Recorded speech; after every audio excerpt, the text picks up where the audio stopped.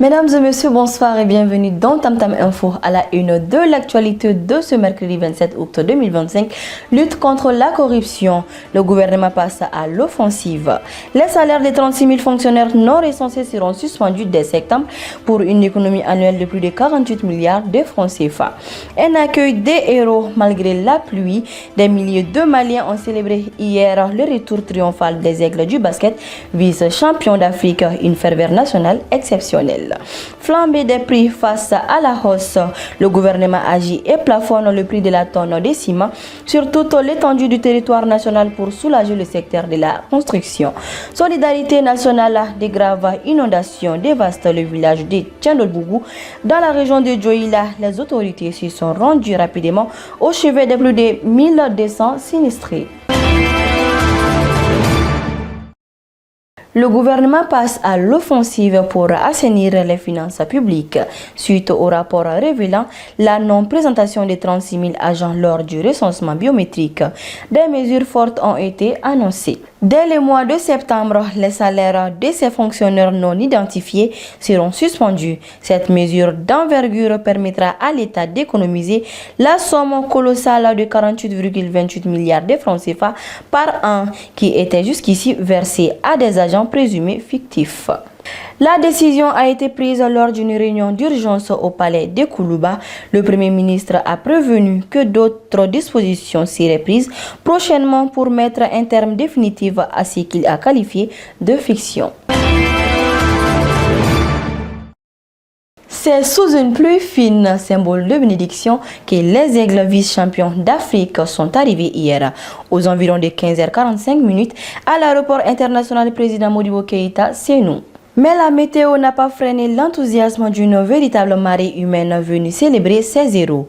De l'aéroport jusqu'au stade Mamadou Konaté, un cortège grandiose a accompagné les joueurs, salués par des milliers de supporters. Jamais une équipe masculine de basketball n'avait atteint un tel niveau et le peuple malien a tenu à le leur montrer. Le ministre de la Jeunesse et des Sports, présent pour les accueillir, a salué un parcours exemplaire. Écoutons-le. Vraiment, les gens ont eu beaucoup d'émotions pendant toute cette compétition. C'est pour témoigner aujourd'hui tout ce qu'ils ont ressenti et leur dire merci. C'est tout simplement un remerciement de tous les efforts qu'ils ont posés. Et je pense que c'est ce qui nous amène ici. Et nous remercions aujourd'hui également les organisateurs de la Super Coupe Assimi Goïta parce que nous sommes venus prendre un peu leur terrain en otage pour accueillir les joueurs ici. Mais vous avez vu tout l'engouement, les gens sont vraiment fiers et contents. Oh, le titre, nous allons l'avoir. Vous savez, les choses, c'est par étapes. Lorsqu'on nous allions pour cette compétition, on ne pensait pas aller peut-être aussi loin des fois. Mais c'est la toute première fois que le Mali arrive en finale de l'Afro-Basket Senior Homme. C'est la toute première fois. Donc le temps de digérer ça, je pense qu'on a mangé trop vite le fognon. Le temps de digérer ça et je crois que la prochaine fois, nous allons ramener quelque chose de plus gros que ça.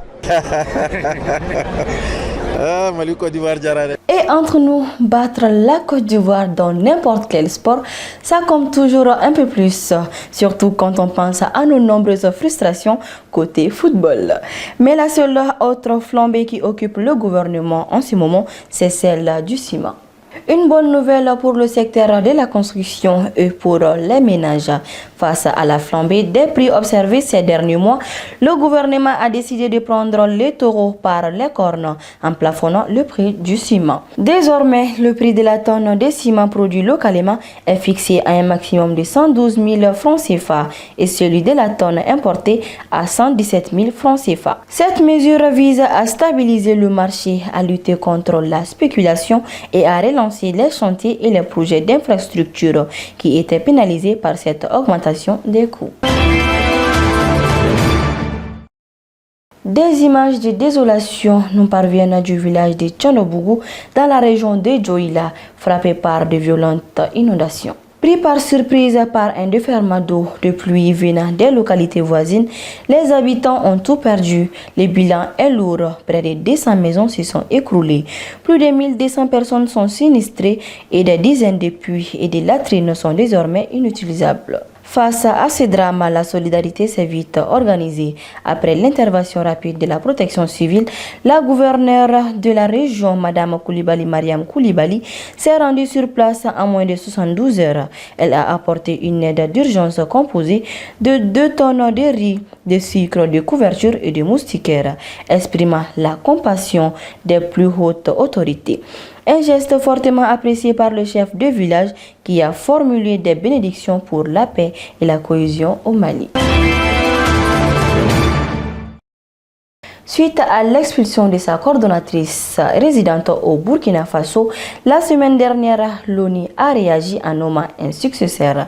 C'est désormais Maurice Azonangpo qui assurera la direction de la mission onusienne à Ouagadougou. Malgré cette nouvelle friction, le gouvernement du Burkina Faso a réaffirmé sa volonté de poursuivre une bonne coopération avec les Nations Unies.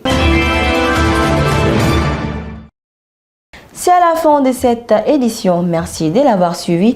Nous terminons ce journal avec une réflexion de l'écrivain nigérien chinois Achebe sur la valeur qui doit guider l'action publique comme les exploits sportifs. L'un des tests les plus authentiques de l'intégrité est son refus catégorique d'être compromise. Au nom de toute la rédaction, je vous souhaite une excellente soirée.